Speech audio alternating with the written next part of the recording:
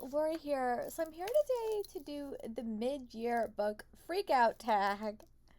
And I will give you guys a little bit of stats. I'm gonna probably do my bigger stats in a video, but I will just tell you today is June 26th. It is officially summer break for me. And at the time of this filming, I have read, and I do include listening, and I do include, graphic novels and comics and all this stuff. I've read 113 books, which, hey, is pretty impressive. So, the first question is, what is the best book you've read this year? This is always a hard question for me, so I'm going to give you two answers. The first book that I really loved this year was Chain of Iron by Cassie Clare. I just love books that have a lot of world building and have a lot of history and really make you work for a payoff, because there is so many books in this series and I just love these characters so much, and I feel like this book did a lot of things that I really liked. I've also been on a historical romance kick this year that I've really been liking, and this sort of melded all that with like a supernatural element. The highlight of the story was most definitely the characters though, and I really can't wait to see what happens next. This book was a beast, but totally worth the reading experience by far. And I really, really enjoyed this one, definitely. So this was definitely one that definitely is one of my favorite books of the year so far, and will definitely make that list just because it was super enjoyable. But another book that I have to give a shout out to is also Rule of Wolves by Leigh Bardugo. Same thing. I like really long series that I become invested in. I've always been that way. So this book, again, was sort of a combination of a lot of things, because it sort of took the Grishaverse, and I love this last duology, King of Scars and Rule of Wolves. I think it was definitely my favorite out of that whole series. And maybe just because I was rewatching the TV show and just sort of everything was coming together really nicely, but I really loved this duology. I loved how Rule of Wolves wrapped everything up into a nice little bow. I like that we got more of Nikolai's point of view. A lot of other stuff happened in the story, but I also left it open for more. But I also, in that story, kind of wrapped everything up, but I love the characters in that so much and really, really liked it. So that's why those are my two favorite books right now. I'm sure they'll make my top 10 reads of the year, but really, overall, these are the books that stood out to me and I still think about and still really captivated by, even a couple of months later. Hardest to avoid mentioning books more than once, just so I can give you a bigger look at all of the books that I read. So the next book is, what is the best sequel that you read? And not including Chain of Iron or Rule of Wolves, I would say the next best sequel that I read, because those are pretty high up there and are probably on the top of my list, would probably be All the Tides in Fate by Adeline Grace, which here is a photo. Like this story. I think it's very, very water theme. There was adventure elements, there was a romance element, there was some fun mystery elements that sort of developed, and I just love the world building that she crafted. This book definitely expanded the world a lot, and I was really captivated by it, so that's why it's on this list. But I just really enjoyed it, and I thought that she solidified and shut the story really, really nicely as well, which is sometimes hard in a duology. Sometimes you don't get enough information or you get too much information. It's a little bit rushed, but I thought she handled it super well, and I loved seeing the progression of where the characters went. Then the next sequel I'm going to talk about is an audiobook that I listened to, and that is Romancing Mr. Bridgerton, which is book 4 in the Bridgerton series, and this is Chloe and Penelope's. I mean, it's not Chloe. Colin and Penelope's book. Not Chloe. Colin. That I was most excited for in the Bridgerton series, and I think it's still high up there in my favorite list. I just love seeing these characters so much. I love their romance journey. I just loved everything about it. I loved Penelope as a character. I love getting into Colin's head. I love seeing their romance developed. There was also a plot line that has been building for the previous 3 books, and it finally came to a head in the story. It was a delight. I cannot wait to see this told to me to TV in a couple of years, but definitely one of my favorite Bridgerton books that I've read this year, but also just a really solid standalone story.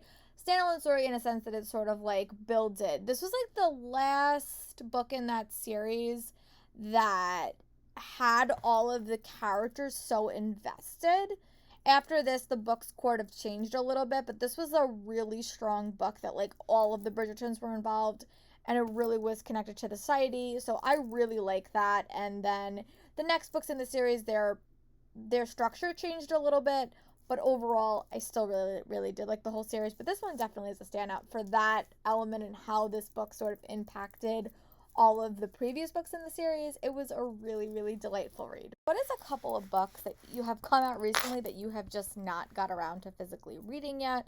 I am not going to include e-arcs on this list because we would be here for 17 years. But one of the ones I still am really excited to, and it's perfect for summer, is Sunkissed by Casey West. I always save her contemporaries for the summer and just read them because they're super fun, super engaging. I have sometimes mixed thoughts about Casey West books, but for the most part, they're really enjoyable. And this one takes place in like a beach town. And I think she's having a hard time when she sort of goes to escape there. So this is one that I'm really hopeful to get to soon. Another one that I have really liked in the past is My Contrary Mary by Hand, Ashton, and Jody Meadows. This is a retelling of Mary, Queen of Scots, I think. And I love these books so much. I read her first two. I didn't read the Western one because I haven't heard the best things about it, My Calamity Jane. But I just like these. I like how that they kind of take a historical figure and kind of turn that story with like a magical twist. And I really am excited for this one. And then the last one that I just picked up is Blood Like Magic by Liesl Sambury. And this is another witch novel. I've been reading a lot of witch novels recently, which has made me so happy because I normally like save these and then just never get around to reading them. But this cover is pretty and I bought this recently, so hopefully these three books make it to a TBR soon because I really do want to tackle them shortly. This is a little bit more challenging, this question, because if you would normally have asked me this question, I would have just went to all of my physical arcs I got at BEA and BookCon and shown it to you. But with so many cons not happening, makes this question a little bit more challenging. But the next question is, what are some books you're excited for the second half of the year? So I did some research, and these are the two that just are from authors I have read before, really have enjoyed their other work. So the first one is As If on Cue by Marissa Cantor. Here's a picture.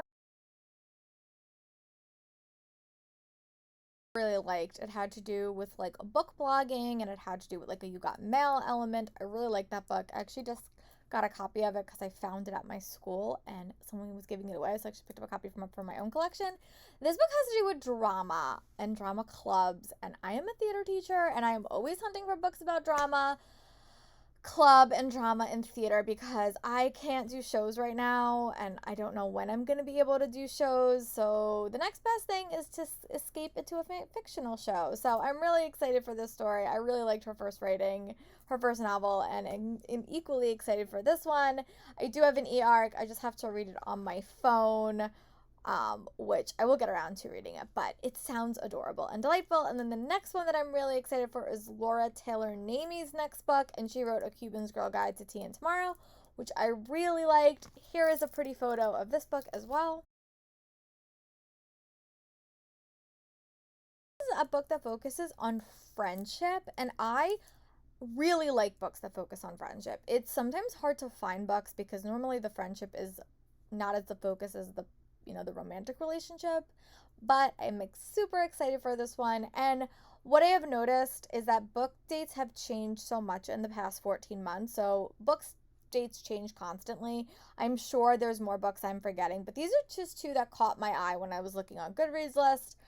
But my lack of conventions has really made this question a little bit harder to answer, but those are two contemporary books that just have caught my eye that are coming out in the next couple of months. Is the biggest disappointment? This was sort of a hard question. I've sometimes struggled with DNFing books, but the one series that overall was a disappointment, and I hate to say this, was the Graceling series by Kristen Kishore. Was a series that got chosen for the Time Warp YA book club series that I run to read, and I struggled with all of the books. I think my favorite was probably Graceling, but I really struggled with Fire and Bitter Blue, and I didn't even wind up reading Winterkeep, and I just really struggled with her writing style. The only other book that I read by this author was Jane Unlimited, and I also really struggled with that one. So maybe it's just her writing style, but overall, that series was a little bit of a disappointment, and it just did not capture me the way that I was expecting to, especially because I've heard so many good things about this series, and it just did not do what I hoped it was going to do. I didn't like it as much as I hoped I did. The biggest surprise that you read, and for me, I think it was definitely On the Way to the Wedding by Julia Quinn. Here is a pretty photo. Sort of just expecting to like this book, but this book quickly became one of my favorites in that series. And I think it was just because I really grew to love Lucy as a character and saw so much of myself in Lucy. But I also just loved all the drama that was packed into this story. I loved Gregory as a character. I really loved Lucy.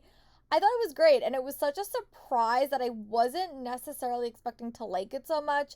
The last couple of books in the series have been good. I really like them all, but I just was sort of expecting it to be okay because it didn't have a lot of connection to Gregory overall. But boy, was I mistaken. It was such a delight with a lot of action that I wasn't necessarily expecting, and a very very fun read. So it just put a smile on my face, and I wasn't expecting that.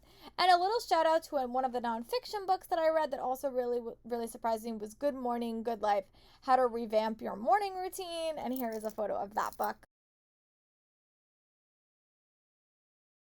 Happy that I picked this book out because it's been so beneficial to me recently, especially towards the tail end of the year. I was struggling a little bit with sleeping and waking up and stuff like that, but this really sort of inspired me, especially for when I have the time off in the next couple months, to sort of revamp my morning routine and sort of give myself a little bit more structure.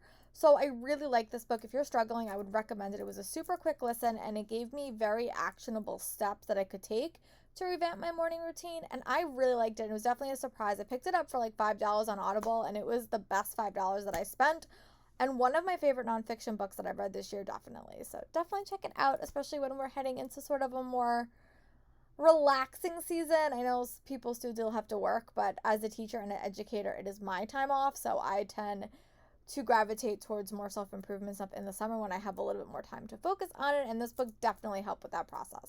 Is your favorite new to you author or debut? For me, it's Gracie Kim, and she wrote The Last Fallen Star, which is one of the newest Rick Riordan books. I fell in love with this book, but here is a pretty photo of it. For so long, my deep love of witch novels, and this book was a delight. I love this book so much. It reminded me so much of Avatar: The Last Airbender. I devoured this book in like 2 days. I fell for this book so hard. I loved the characters, was so captivated. I am following everything this author is writing because she captured me from page one.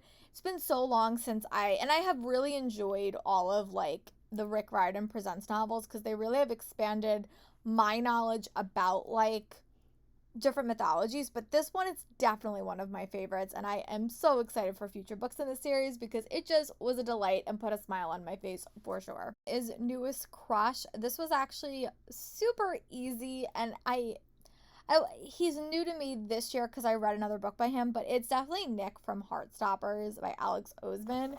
Here is a photo of this volume in the graphic novel. We really learned a lot more about Nick's character in this story, and I just fell head over heels for him. It is an LGBTQ story, but boy, he is a delight. He just put a smile on my face, and I just loved him coming into himself and sort of learning about his identity and who he is, and it just was great, and he's a delight. It just was a delight. Him and Nick were delightful. I just cannot wait to get my hands on volume 2 and 3. There's a TV show coming out on Netflix, which I will definitely be watching, but he was a delight. And then an honorable mention is Tariq, I don't know how you say his name, from We Can't Keep Meeting Like This by Rachel Lynn Solomon. He was also a delight. I really liked him. I love Flash from the Past romance. That is another type of romance trope that I tend to gravitate towards. But again, he was super fun in that story as well, and one that, again, put a smile on my face. And I just really liked him as a love interest for our main character. Who is your newest, just general fave character? I talked about her a little bit before, but definitely Lucy from On the Way to the Wedding by Julia Quinn was the most like me out of all of the characters in the Bridgerton series. But here is a photo. her a lot, and I just loved her journey. I think that I would have been a Lucy if I was in the Bridgerton world, and I just was really, really fun. The next character that I really liked was Ziva from Blade of Secrets, who here's a photo as well. This is Trisha Levasseur newest book. Types of YA fantasy books you read over and over and over again. This book was a little bit different. You follow Ziva. She's a blacksmith that has a lot of social anxiety, actually, but she can use her powers to sort of create magical weapons. And I think that concept was really unique and really different. I don't think I've ever read a story like that before. But then you also get her social anxiety, and she really captured me as a character right off the bat. There was an adventure story, but also her dealing with a lot in this story. So she's a character that really captured me, and I can't wait to see what happens in the, in the end of the duology. But Trisha Levasseur writes such good characters, and I was really excited that we'll get to spend a little bit more time with Ziva, because she definitely captured my heart in the first half of this year. The next question is, what is a book that makes you cry? I rarely cry when I read books. I get a little bit like teary-eyed if a book is super happy or super sad. The only one I can remember getting a little bit emotional about was the Van Beeker's Lost and Found. Here is a photo. It is the third book in that series.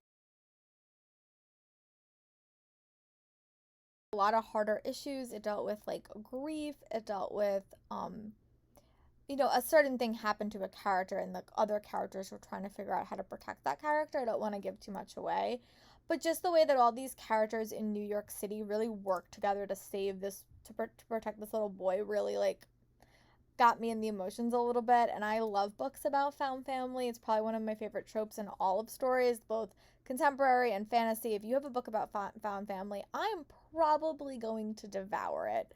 That was also true in this one, and I cannot wait to read her last book in the series, hopefully this year. But it was a delight, and this one was probably the book that I came the closest to crying, because it really got me in the emotions at the very, very end. What is a book that made you happy? This was actually really easy to choose from, because it's a nonfiction book. It's a memoir called How You All Doin' by Leslie Jordan. Here's a photo. On Call Me Kat earlier this year, and he was super fun. But then I actually really started watching him doing some interviews where he revealed how he became an Instagram sensation, and it was just a delight. I had to pick up the book to just hear him tell me his story. It was great. I really liked it. I just put a smile on my face. I listened to it on a day that I had off, and I just didn't want to stop listening. So it was a delight. It was so fun, so enjoyable. Definitely one of my favorite memoirs of the year, and it just put a smile on my face. Another one that I'll just give a little bit of a shout out to is Good Morning, Good Night by Lin-Manuel Miranda. He sort of like starts you off on Twitter in the morning, and then he sort of ends it, so many hours later.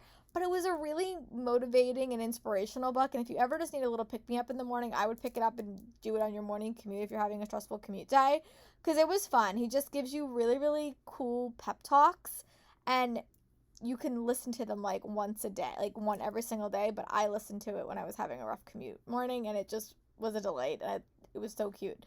But those are the two that just put a smile on my face. And someone that has a long commute, sometimes that's not always easy, but those books definitely put smiles on my faces easily during my commute times as well. What's a pretty book that you bought recently? This one is one that was gifted to me, and that is A Dark and Hollow Star by Ashley Shuttleworth. I think this is so pretty. I have a lot of pretty covers on my list that I gave you. I also really like Blood Like Magic. That's why I bought it, because it had a really, really pretty cover. But this cover is just really, really stunning as well.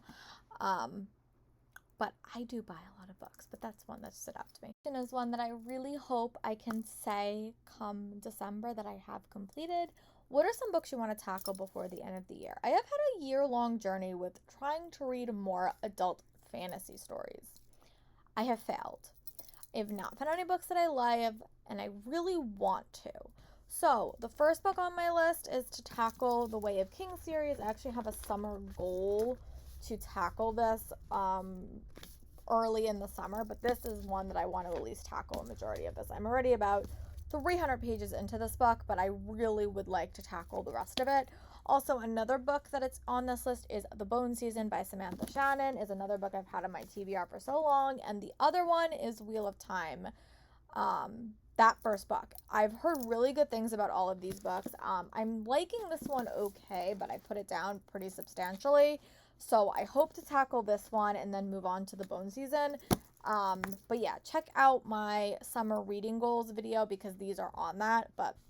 And also Wheel of Time is another book that I really, really want to get to before the TV series comes out. But let me know what is the first half of your reading year look like? Did you reach your goal? I definitely reached my goal because my goal was to read 100 books by this point. So I am on track to read 100 books by December. So I can read 200, which is always my secret goal. Last year was the first time that I did it. But let me know in the comments the answers to any of these questions. And I'll talk to you guys for my next video. Bye, friends.